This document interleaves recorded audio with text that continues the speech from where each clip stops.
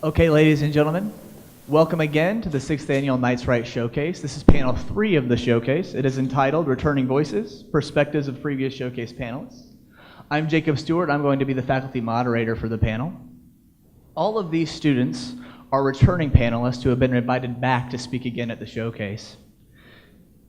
When we sat down to talk about what we wanted this panel to be, these students found themselves in a very liberated position because they were allowed to establish the themes of the panel themselves. Through our conversations, it became abundantly clear they wanted to share their experiences surrounding 2 themes. The first is practical transfer, and they characterized this as their ability to use the skills they learned in Composition 1 and Composition 2 in other academic and non-academic contexts. The other theme is they wanted to share their experiences around how their writing has done work in the world. For each one of these students, their writing has opened up doors that they did not anticipate. Those 2 themes will run through their talks today, and so I will start by introducing our first speaker. Tiffany Gagnon is an undergraduate student in her 4th year at UCF. She is pursuing a BS in Public Administration with minors in both psychology and emergency management and homeland security. She has been on the President's Honor Roll for multiple semesters. Tiffany was first welcomed to the Knights Right Showcase in 2014 as a panelist, and she was invited back last year to serve as a panel moderator. Her article, The Disinhibition of Reddit Users, was published in Stylus, a journal of first-year writing, in 2014. She has worked on many subsequent issues of Stylus, in both evaluating submissions and copy editing for publication. Her Stylus essay has been accepted as an annotated example of writing excellence in the forthcoming UCF Writing Handbook to be released in the summer of 2016. Tiffany is interested in both the public and nonprofit sector and using her skills for administrative writing. Tiffany? Thank you. Good afternoon, everyone. Again, my name is Tiffany, and I'm not much of a stranger to the Knights Right Showcase. My past experiences here have shown me that a good amount of our audience is made up of current English Composition 1 and 2 students. So, raise your hand if you're here today because your professor canceled class, or they're having you write something about the Knights Right Showcase, or maybe it's for extra credit. Hello, this is for you. Awesome. So, some of you are here because you have to be here, or you need to pad your grade a little bit. I get it. These first-year composition classes can be a little challenging. They can be a little tedious. But we all get over it. And from them, we take valuable skills away. Our whole purpose here today is to tell you you're going to use writing, but it's going to be less cheesy and a lot more specific. You should already realize that college serves as a whole to develop your critical thinking skills, as you're presented with new people, new environments, and new topics of discussion. First-year composition courses are the foundation to be able to take that critical thinking, translate it into words, and join a conversation. So if it's daunting to think of your writing in the light of the rhetorical situation, take a step back and realize that you've been doing this for all of your life. It's a very human skill that we all possess to some degree. Every human interaction is based on rhetoric. And I'm not just talking about writing, I'm talking about the verbal and the nonverbal and the behavioral interactions with others every day. I want you to bridge what you know. I want you to bridge what you learn about rhetoric. And with the fact that you've been doing this for all your life, it doesn't have to be complicated. In this day and age, the rhetoric that shapes an interaction may just be an emoji. These composition courses don't necessarily teach you to understand context, though it's emphasized, and you are explicitly analyzing different contexts. I see the purpose of first-year composition as practice for conveying those ideas, to get them down on paper, to get them out there. Writing does not have to appear like an out-of-reach skill. Your writing does carry value, and you do have the ability to chime in on a never-ending conversation on any topic you wish. Understanding the context and the discourse community that you aim to operate in opens up that flow of conversation to you. It doesn't have to seem so larger than life. So Comp 1 and 2, they form a foundation, a base, for everything you'll continue to do in your college career and afterward, really. No matter what your intended field may be, there will be particular genres that you will find yourself in, and you'll have to engage in appropriate communication, whether it's formal or informal. A few general examples. If you plan on venturing into law, you can imagine how important writing and understanding context will be, and how the law is interpreted and applied. On another hand, entering the medical field, that brings its own genres, like medical research articles, communicating with doctors, communication with patients, and on the administrative side is coding, billing, insurance paperwork, so on. Every science field, every humanities field, area of engineering, field of administration is going to present its own discourse community needs, and people within them need to have the skills to be able to properly function. The point being, you'll find yourself in a position where you need to insert yourself into a community, and it's all based on what you gather through rhetorical analysis. A lot of it is about observation and adaptability in your communication. Those are the overarching skills that you learn in English composition courses. They help you develop those. And once you're able to insert yourself into a discourse community, your skills for reason and persuasion in the corresponding genres will follow. Each of those skills blend together to convey the most important part of participating within the community, your own authority within it. Not necessarily authority in the sense that you're commanding and in charge, but rather owning your interactions and showing others that you belong there. I may not be a part of the fields I mentioned, but I can appreciate that they have distinct genres. In fact, Stylus, a journal of first-year writing here at UCF, has seen many of your peers submit and publish analyses of different genres. We have seen authors take the time to analyze genres such as medical research articles, teaching, scientific communication, and other niche communities, YouTube videos, Reddit, etc. Through this, I've grown to appreciate the many discourse communities that exist around us, and that everyone within them has to start by learning the ways and means in which to behave. As you can imagine, the students who take on that process of a genre analysis have the desire to enter that associated field. In some ways, their experiences in first-year composition have helped them get a foot in the door as far as gaining a better understanding of how their desired field actually works. That's step one, really. On perhaps the more leisurely side of things, Stylus has also published students' articles on discourse in video games, online communities, social media, and the literacies that develop within these communities. Bear with me here, but there's literally an entire world of conversation happening around you. And to become involved, all you have to do is observe and learn how to engage. Now that you understand my main point, I'll get a little more specific concerning what I'm most familiar with. I'm on my way to earning a degree in public administration. Think the actions of governments, nonprofits, and how their public policies are carried out. As you can imagine, there's a ton of writing involved there. In fact, the program actually has a class dedicated to administrative writing. So I've been faced with an incredible amount of context to consider. Should the writing be aimed at a policymaker or the average American? Is the communication occurring between an agency and the clientele it serves? Is the writing directed at someone who can provide the agency with funding? Is the agency reaching out to the public in support for a cause? Or do the organization's members need to be briefed with a memo? Is it an internal issue, or maybe the political climate is changing? Do we need to update our strategic plan? Or worse, maybe we're a smaller agency and we don't even have one yet. I understand that entering the field may present me with any of those questions and a lot more. Composition courses helped me hone in this skill to be able to jump from one genre to another and understand who I am addressing, why, and what kind of outside political factors may impact that message. Now, another area I'm familiar with, emergency management, which deals with handling conditions before, during, and after a disaster. There are some additional genres in there. For instance, I know that if I were to enter that field, there could be a time when I would be expected to contribute to an emergency management plan for the jurisdiction. Because I know that plan will be distributed to various audiences, we need to make sure it's appropriate for each. Public outreach is a large focus of emergency management. In order to engage the public in disaster mitigation and preparedness, they must be able to properly communicate with the average person in the area. Through the use of social media, text messaging, phone calls, and emails, those are often used to inform the public. Each of these mediums presents challenges, and those in emergency management must be able to analyze their community and the best way to address them. One piece of evidence is the UCF alert system. Students here will know exactly what I'm talking about. You get the annoying text messages and emails. So UCF Emergency Management uses this text message and email system because it was determined to be the best way to reach the huge UCF population. There's just too many of us to call.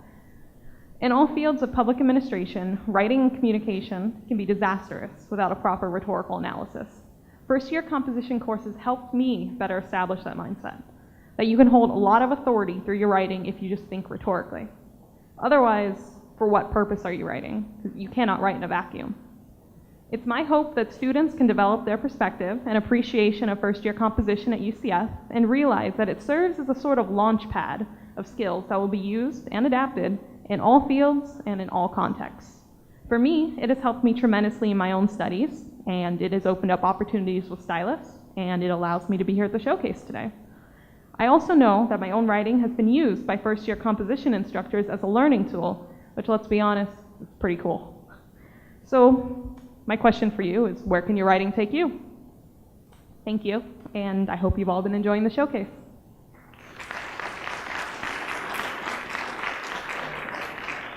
Thank you, Tiffany. Our next speaker is Kamaisha Hassan. She is currently a junior pursuing a BA in political science pre-law and a BA in writing and rhetoric with a minor in economics. She has recently begun work on an honors in the major thesis and hopes to publish her completed thesis in the Pi Sigma Alpha Undergraduate Journal of Politics. You can catch up with her at the University Writing Center located in Colbert Hall, where she works as an undergraduate peer writing consultant. Her paper, produced in her spring 2014 ENC 1102 class, was published in the fall 2014 issue of Stylus, where she was a runner-up for the John C. Hitt Prize. In addition to presenting at the 2015 Knights Wright Showcase, Kamaisha has also presented her work at the National Conference on College Composition and Communication. Kamaisha is passionate about building a productive, participatory community at UCF through effective communication and is active with many organizations and clubs on campus. After graduation, she hopes to pursue an MBA and JD. Kamaisha? Thank you very much. And thank you, ladies and gentlemen, for being here today. I think Tiffany framed this discussion very well. And so just picking up on that, what I do want to elaborate on briefly is the development part. Personally, when I came to UCF a few short semesters ago, I had no interest in taking comp or English classes. If it wasn't for the fact that it was required, I probably would never have stepped foot in those classrooms. And I feel like that many of you might feel the same way. Going into your majors might be very distant from comp like engineering, biomed, nursing. You're doing this because you have to in many cases. But what I found out very quickly was that these classes were preparing me for my academic career overall, in my major and beyond that for the professional world, which most of you will become a part of very soon. It prepared me for research, for analysis, for critical thinking, for developing my argument, ultimately for effective communication. And that's kind of the point that I wanted to focus on. The type of foundational development here from a relatively low stakes setting. Despite what I've said about my experiences in comp class, I think that part didn't really hit home until I began working as an undergraduate peer tutor in the Writing Center. And for me, working with students in engineering, biomed, health sciences, computer science, psychology, there's so many, at all levels, from freshmen to doctoral students, all producing texts for their disciplines, made me aware of how important that skill set is to every student, regardless of their field. For example, I was working with a student in chemical engineering on his doctoral proposal. Of course, for his field, this was a very critical text that had considerable implications for his immediate future, both academically and professionally. It was a long paper with highly technical content, but it was still a piece of rhetoric, subject to the same rules and moves as most others of argument, of audience, context, etc., things that you're probably hearing a lot about right now in comp class. Without knowledge of his field, and obviously it was kind of like an alien paper to me, it had a lot of content that I didn't understand, but without that knowledge, I was still able to manipulate it because through the learning experience that you're going through right now in Comp 1 and 2, I was able to gain access to that document and still have a meaningful conversation about it and still understand things about it despite the language being seemingly unreachable. Now, if you were going into chemical engineering, you probably aren't expecting to use anything in comp or from comp classes. But in reality, you do, and I think this example illustrates it. You will also thereafter, when you apply for a position, pursue an opportunity in the field, and the same goes for every single discipline. And there's a lot of examples that I have working with students. Obviously, I would be doing that to you tonight. I really feel that you and us, are kind of lucky with this opportunity because, I mean, getting presented or published many students that come in with AP credit, for example, or dual enrollment end up skipping classes like 1101 and 2. And then, to be honest, I hear from a lot of them that they were not prepared for the type of writing they're encountering in college, not, of course, beyond composition class. They're now having to work through that at later stages when the stakes are much higher.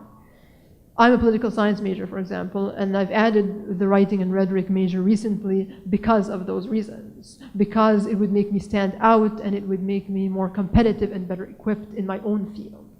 In a professional sense, you have to define yourself from the competition. And even in an academic sense, if you're going beyond just being, in the field, if you're trying to make a difference or trying to make an impact, that is where you could start. Which kind of leads me to the final thing I kind of want to touch on briefly. And it's this question of what's my writing doing in the world? And we saw a lot of great examples, I think, in the panels before us of different students from different interests and different fields and just presenting their passions to everybody. And obviously this is the Knights Write Showcase. The point of this whole thing is to demonstrate and share the great work that all of you are doing. Just a semester or two ago, I was right there where you are, just appreciating everyone else's work. And I want to make it a point to tell you that there is a place for each and every one of you right here on this podium where I am right now. I didn't get here through magic or anything special except passion and caring about a topic and working hard on it. When I wrote my paper, I never had heard of the showcase at the time. I didn't know such a thing existed. My professor told me he would submit my paper, which made me, of course, very happy, but also I didn't expect anything to happen because this is UCF. 60,000 plus students, I mean, get real. Then it did. It got accepted for publication in Stylus, and then for presentation on a panel like the ones you've seen just before this. And just to get you kind of familiar with what I was talking about, my paper was about digital interfaces and how they manipulate information-seeking behavior. I focused on the UCF library search because that's what first got me interested in the topic. And how it went is that we had a library research methods mini lesson kind of in our course, and I noticed something. I noticed that a lot of the students had a lot of trouble finding resources for their topics. Even the librarian who was working with us was becoming frustrated with the speed and the results that they were getting, which got me thinking, what if we couldn't very quickly, very simply find exactly what we were looking for? Does that change what we seek? Does it affect the knowledge that we actually obtain? That is the passion that started my paper, those questions, that inquiry that made me decide, okay, I need to write something about this. The difference between that paper, which I'm talking about, and any other is that I was genuinely interested in unlocking the question. I put effort into it, I gave it 100%, writing something that I thought was worthy to be researched and debated. And I found out that many people agreed with me, that actually recognized my work. As a result of being published here in Stylus, I got the opportunity to present the same paper at a national conference in the field, where my research I felt really came to life there. And that's another thing that I want to kind of highlight, is what you could do after an opportunity like this once you get published or get to present here. Imagine if we're talking to our professors and that provides some diversity of thought. Imagine if you had the opportunity to talk to a lot of professors, to even program administrators, researchers. I actually met some of the people I had cited in my paper at that conference, which is pretty cool. And those are the kinds of opportunities that come with presenting at something like this, in your own fields, publications in your own fields. That's what I'm pursuing right now, is publishing a paper in a political science journal. What mattered most to me, though, that my research was taken seriously, and it inspired actual debate and actual interest. I even talked to two professors who were interested in working with me on the research if I continued at that conference. And that's what your writing is doing in the world. My paper, the same one right now, is slated to be published in the upcoming version of your textbook, the writing about writing text you probably are having to read in your classes. And I could never have imagined the evolution of my paper from humble beginnings in 1102 class to what it is right now and what it could possibly be doing afterwards, and inspiring research even further than that. But that's what your writing is doing in the world. It's opening new avenues of conversation and debating ideas and engaging your interests and passions meaningfully. It's provoking thought and ideas in others as well. Because what makes your writing great and stand out is passion, not specialty. It doesn't matter what your specialty is. What matters is that you care about that topic and that you think that others should care about it too. No matter your interest or field, your ideas matter, and they're relevant and worthy, and they should be doing something in the world. So I encourage everybody to go out and write and let us listen and read. Thank you very much.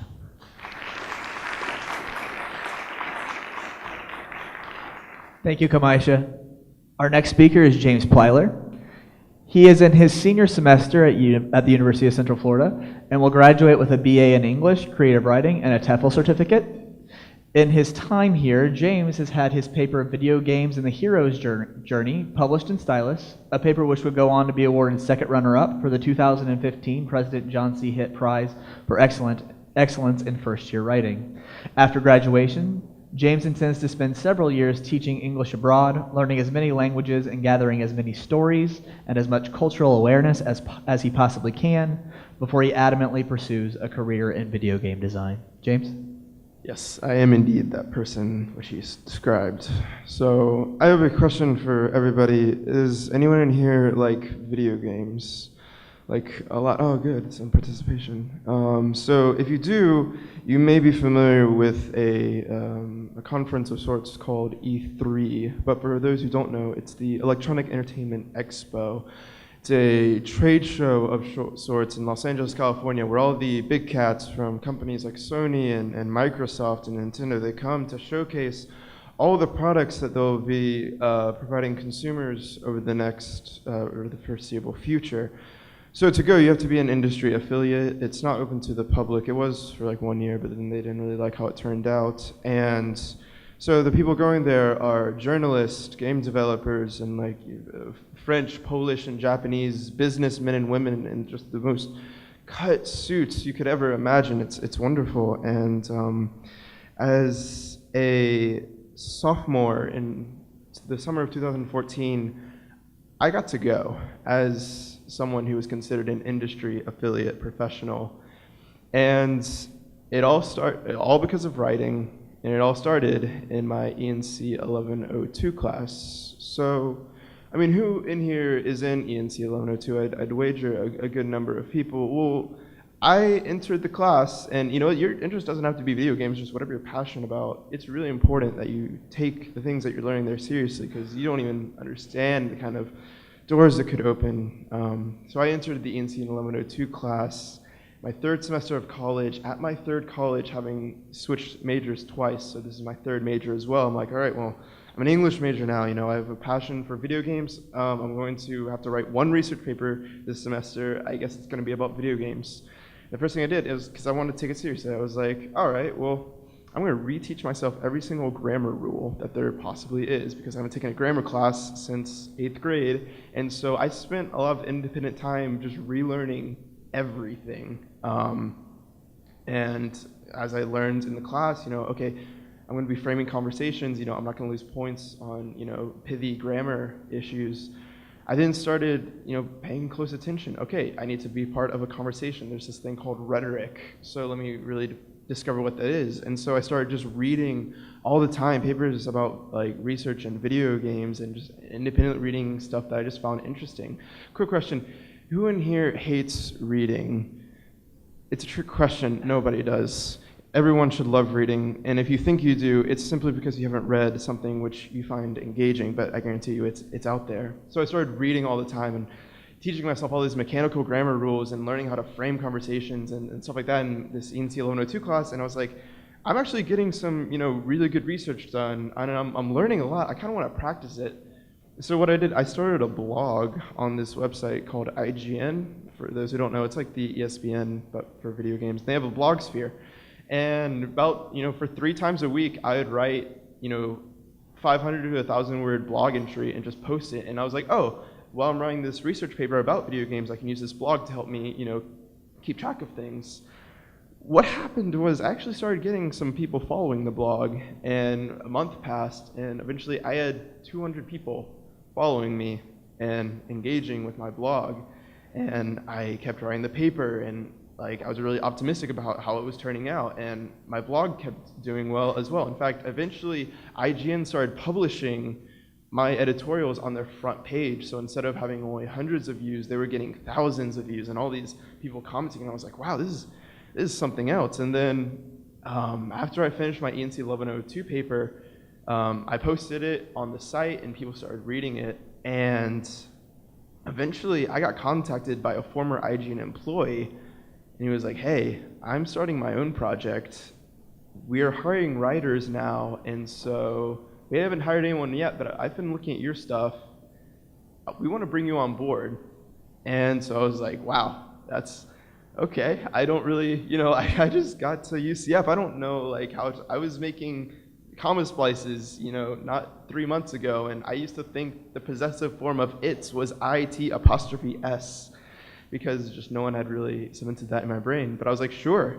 And so they deemed me the PlayStation lead editor, so I would write content about PlayStation and things like that. And then 6 months later, he was like, hey, I have connections. Would you be interested in going to E3? And I was like, excuse me? Because, from being a little kid, I always wanted to go to E3, but it was like this inaccessible thing. And because of writing, because I just took some time out of my week to sit down and learn how to actually write and sort of learn to write well, I then found myself on a plane to California and then walking through the doors of the LA Convention Center with this lanyard around my neck, representative of this company. And I guess full disclosure, project didn't end up taking off.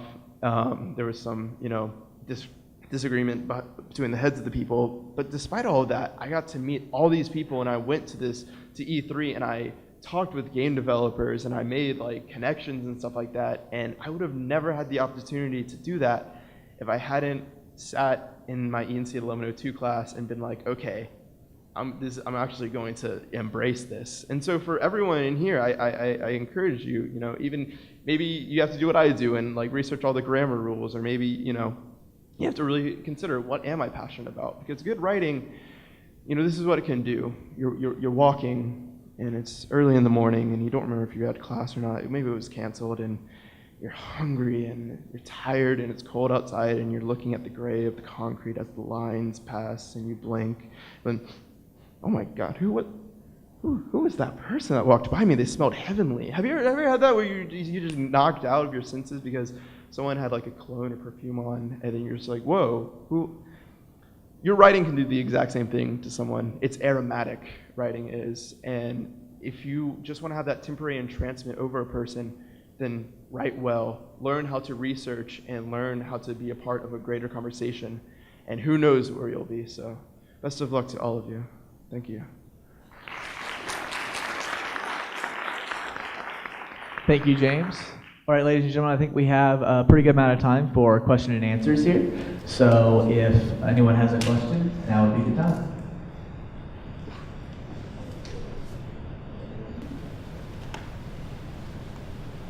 I have a question. I enjoyed your talk very, very much. But I just wanted to ask each of you, how would you best describe your experiences at the Knights Wright Showcase over the past couple years?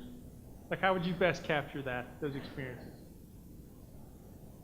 It opens a lot of doors of opportunity. It's thrilling, really. It's thrilling to be up here and be able to talk to you all and just feel valued for the conversation, the writing that you put out there. It's a good feeling. It's a good feeling to know that instructors are using my work. It's nice to know that this conversation that your professors tell you all about that you need to join, it's nice to know that you're out there and you're in the conversation.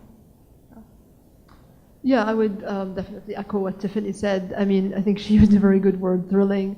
It's definitely just feeling like what you're doing actually matters. That's, I think, the best part for me. Coming into here, I never thought that anything that I would be writing would at all have any weight or meaning until I was at least a graduate student. And just to know that I could participate in those conversations early and I could make a difference and I could actually, present my ideas and people would think about them and discuss them, that just felt exhilarating, I think. And I think that's what I took out of the Knights Wright Showcase and just this experience. And it gave me also a lot of an opportunity to kind of, prepare myself for what might be next. I am obviously talking to everybody here, and hopefully you guys are not so judgmental. And then if I mess up, then I'll know, where to go next. So that's the kind of it was like almost a proving ground for me. And I think that was the best part of the Knights Right Showcase, that you could just participate and be a part of a bigger conversation. Yeah, I mean, I don't want to reiterate anything that's been said. The key word there is validation. Me like being a creative writing major, there's not so much optimism about like, oh, you'll have like a billion job offers and stuff like that. However, being on this kind of showcase and panel and being up here with such wonderful people, it's like, okay, this isn't inaccessible. If you do something well and you have like thoughts and input, it can be taken seriously by a lot of people, and it can open doors that you wouldn't have thought possible. So yeah, being up here has been pretty rad actually. So, cheers. Other questions?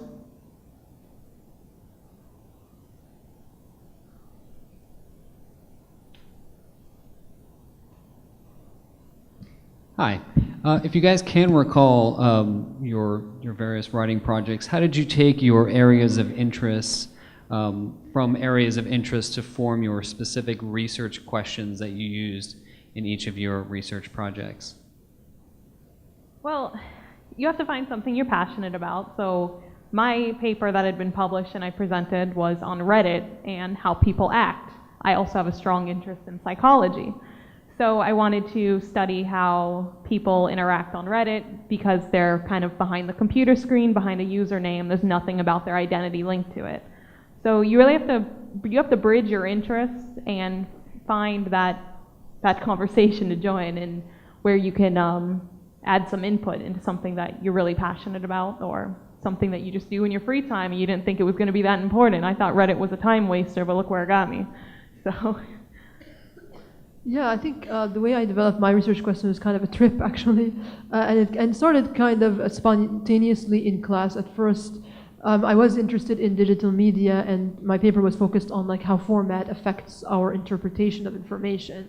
And by the time I didn't immediately just find out what I wanted to do, I think I was paying attention to my surroundings and what the class was doing, and I saw that a lot of the students really maybe weren't able to manipulate the medium so well, and so were having difficulty getting to the information that they wanted. And that sparked in me a passion to know, is digital or are digital environments really getting in the way of how we access or get to information? It is definitely, I worked with my professor for a while in order to get a good research question down, but it is definitely an area that I'm now very interested in pursuing even more, seriously, maybe taking it to a second level as far as research is concerned. I think that it's applicable to so many different fields also, just the fact that format or the digital spaces do affect our interaction with information. So I think it's valid for a lot of different disciplines. And in political discourse, which is kind of my major, that's something that would be very critical, because it could make or break a campaign, say, or could affect or impact people or the constituents. So those are things that I think I was able to mesh from that research back into my major, even though it wasn't specifically my major.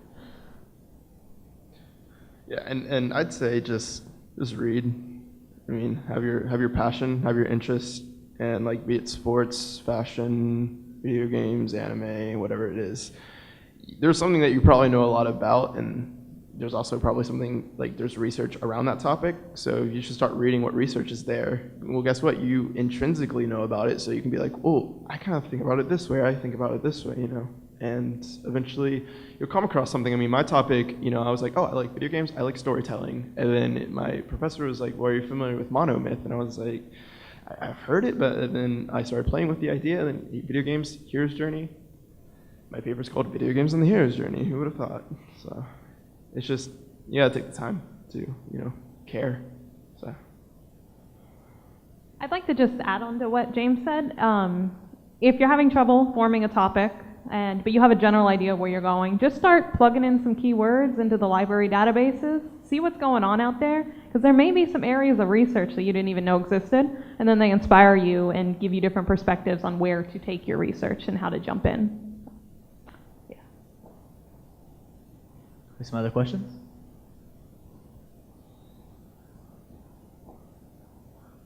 I will add one thing. There is a pretty golden moment when, like, and I've had this for many papers, where you're looking at research and you're like, wait, why isn't anyone talking about this? Well, guess what? Now you can be the person talking about it, so. Well, I have a question. And I'm going to sort of base this question on, James, your discussion of blogging, but it's really directed at all three of you. You mentioned blogging particularly, James. I would imagine after a lot of the students here finish ENC 1101 or ENC 1102, they may be really, really interested in writing, but maybe some of those doors that were open for you guys weren't necessarily open for them. They want to keep writing. They're passionate about it. They want to continue on with their writing and become better writers. Do you have any tips to offer them when they maybe don't know what to write or how to keep writing?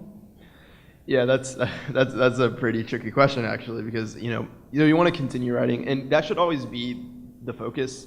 It's not like I didn't know I was going to E3 until it happened. It's not like, oh, I'm going to write this blog and I'm going to go to E3 and then I'm going to come on this panel and tell people about how I did that. No, the focus is always on I want to write. And so you kind of have to take time to critically think, okay, what is there to write about? What is current? It's always keeping up whatever field you're interested in. Keep up with, like, be it just a simple news article of, oh, this was released in regards to whatever. You have to just take time to actually stop and think about what's going on in the world, in the field that you're interested in today, and then you'll have like plenty of chances to write.